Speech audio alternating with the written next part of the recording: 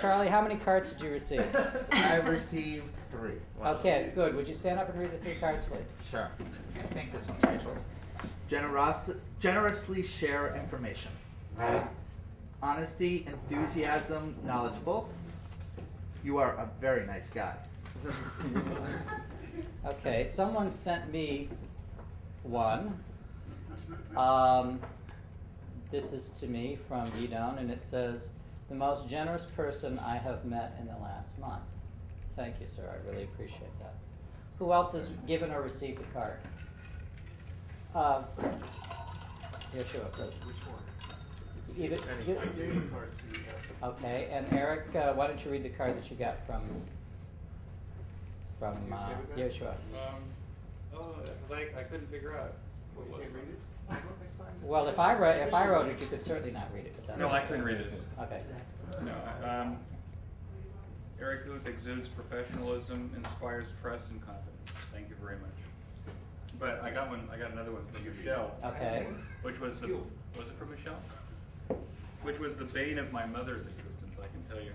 Perfectionist. and Michelle, was that one that you gave to Eric? That was from him. Oh, that was from Bill. Okay. Okay, so it's not Michelle, but Bill, who is Michelle delivered it. Michelle delivered it. Don't kill the messenger. Okay. Who of you in this room is a very trusting person, and who in this room is a person who trusts their own sense of judgment? You need to tell me what? Miriam. Miriam. Miriam with a J. Would I ask you to stand? Now I'll remember. Can I ask you to stand up, please? Where does the J? Yeah, what part of it? Mirjam, like jam. Got it. Miriam. Right. 2 questions. Yes. Do you trust your own instincts about people? 100%. Terrific. When you trust your own instincts about people, do you trust your own instincts to the tune of 208 shekels? What's 208? 208 shekels. What is 208 shekels? 208 shekels is the denomination of money that at today's exchange rate equates to roughly $54. Okay. So the answer is yes, you trust your instincts for $54, and no, you don't. Well, I'd like to trust it for more. Well, great.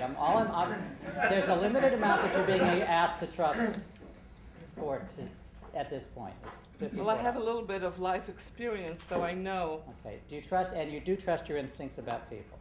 Do you trust me for $54? What are you selling me?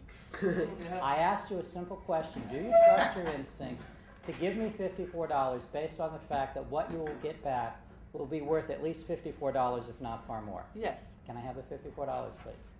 Okay. Can I give you a check? You can give me a check or a credit card, either one. Okay. Okay, great. Sit down. I'm going to give you my card also. All right, give me a card and I'll get it Charlie, out. pass it on. Now, what just happened here? Somebody want to explain to me what just happened here? You made a sale. Yes. Now, do you want to know what you just bought? Okay, what you just bought is my personal last copy of my book, The Natural Networker. And I will sign it for you and I will give it to you when we have lunch.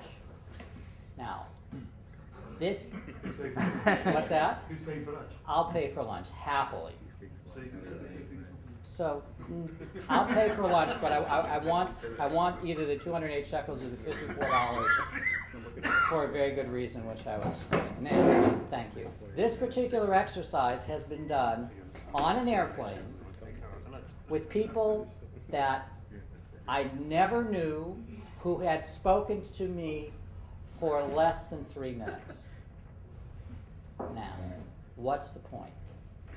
The point is that when, through the power of your persuasiveness, your sincerity, and your perceived integrity, you can make a blind sale to someone. Now, this has been done on airplanes. I have a friend, by the way, named Eleanor Stutz, who wrote a book called Nice Girls Finish First, or something about nice girls make the sale. She's one of the most talented salespeople I ever met. She sells her book for $15. I said, Eleanor, give me 3 of your books. I'll sell them all for $54. She said, you're nuts. I said, give me a day. When I called her and told her that I had sold the books for $54, she became very upset with me. She says, what are you doing? You're stealing money from people. I said, Eleanor, what are you talking about? She says, well, you profited from my book. I said, you misjudged me. She said, what do you mean? I said, well, I took the $54 from each of the books and donated it to a charity that I thought would benefit you. The point wasn't to make the money. The point was to make the point that your services or the goods or what you are selling is far more than the tangible asset or what's in front of you. It's far more than this book, which I paid $15 for, because I got far more than $55 worth of value out of the book.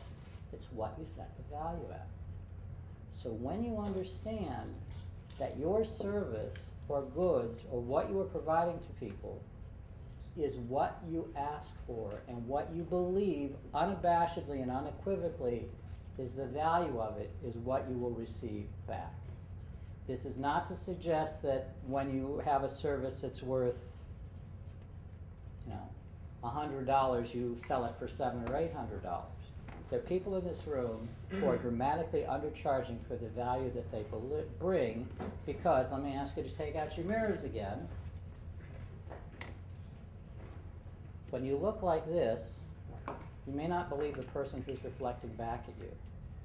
Part of this has to do with some conditioning and training that we got from a very early age.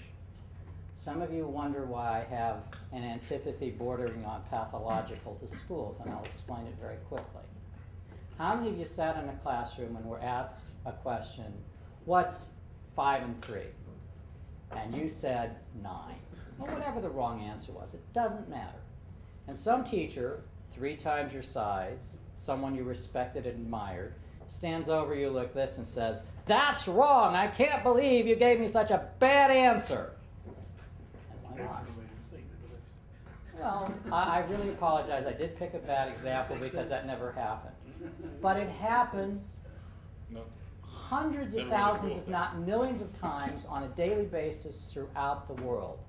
It is a verbal assault on our children. It is despicable what people who are in the field of, I use the term loosely, education, do on a daily basis to children. Now, some of you saw and have heard in this room the technique that can be used that is far more effective when you're helping someone to learn. You're not teaching someone, listen to the perspective. You are helping someone to learn. People around this room gave answers. It didn't matter to me what the answer was. There was going to be a positive reinforcement because I really sincerely appreciated what they said. I said, thank you very much, that's a good answer. Who has another answer? So imagine the teacher who's verbally assaulted Tommy standing up and saying, Tommy, that was a good answer. Who else has another answer? So the next time Tommy's tempted to raise his hand, he's not going to be verbally assaulted. When you undermine someone's self-confidence, and this is something that my son quoted to me, or actually one of his rabbis quoted to me, that making someone feel bad or embarrassing them is practically comparable to murder. I see someone here who might be a rabbi, certainly a learned gentleman with a beard, who's vigorously shaking his head in agreement. It's absolutely true. So when you think about your own selling situations, you begin to understand how positive reinforcement and how a positive self-image will help you to be more effective, and more importantly, will help your customers to make a positive buying decision.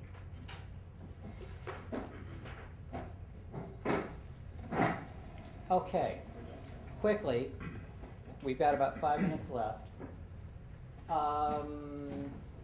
Michelle, what is the best example of your work? Best example of my work? What's the best project you ever did? A house in South Africa on a mountain. I didn't bring a picture. That's okay. I've seen the pictures, it's extraordinary. Rachel, what's the best?